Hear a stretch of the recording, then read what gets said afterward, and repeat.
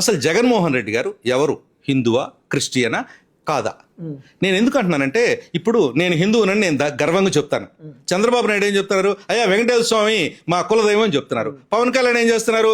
మా ఒక లైన్ తీసుకున్నారు, నేను సనాతన ధర్మాన్ని చేస్తున్నాడు. మోడీ గారు ఏం చెప్పాడు? జై శ్రీరామ్ అన్నాడు, ఓం నమ శివాయ అన్నాడు. మరి ఎక్కడైనా సరే ఈ జగన్మోహన్ రెడ్డి అనేటువంటి మాజీ ముఖ్యమంత్రి వర్యులు ఎక్కడైనా చెప్పారా? ఒకసారి ఏమంటాడు, నేను 4 గోడల మధ్య బైబిల్ చదువుతాను, నేను ఆ గ్రంథమే నాకు మెయిన్ అంటారు. చాలా సంతోషం. ఆ తర్వాత ఏం చేస్తారు?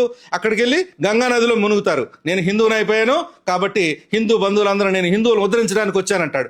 మళ్ళీ సడన్గా ఏం చేస్తారు? వచ్చి నో అట్లా కాదు, నేను నిర్మల హృదయకి వెళ్ళాను, నిర్మల హృదయలో అందరికీ పలకలు బలపాలు భవించాను నేను, కాబట్టి నేను క్రిస్టియన్ అంటారు. ఎందుకు ఈ డ్రామాలు? కేవలం నువ్వు చేయాలనుకుంటుంది రాజకీయం, right? You take one line, నువ్వు దాన్ని ఫాలో అవ్వు. అంతేగాని ఈ రకంగా ఆయన యొక్క ఈ వైసీపీ పార్టీ అనేదే కంప్లీట్ సనాతన ధర్మానికి వ్యతిరేకమైనటువంటి లైన్ తోటి పుట్టిన పార్టీ అది.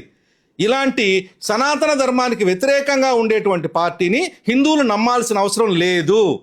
ఇది వెరీ క్లియర్గా ఉన్నాం. హిందువులందరూ కూడా చాలా అలర్ట్గా ఉన్నారు. ఇంతకుముందు 2019 లాగా ఒక్క ఛాన్స్ అంటే ఒక ఛాన్స్ ఇచ్చిన మాట వాస్తవం. కానీ ఇక్కడ నీకు తెలిసిపోయింది, నువ్వు పవర్లోకి వచ్చావు, మమ్మల్ని హిందువులను ఏ రకంగా హింసించావో, హిందూ దేవుళ్ళని ఏ విధంగా దూషించావో, ఏ రకంగా హిందువుల దేవుళ్ళ యొక్క శిరస్సులను ఖండించావో అందరూ చూశారు. ఇంకా నీకు ఎలాంటి ఛాన్స్ లేదు. దయచేసి ఇలాంటి ఉడత ఊపులు మానుకోమని మేము జగన్మోహన్ రెడ్డి గారికి మరీ కోరుకుంటున్నాం.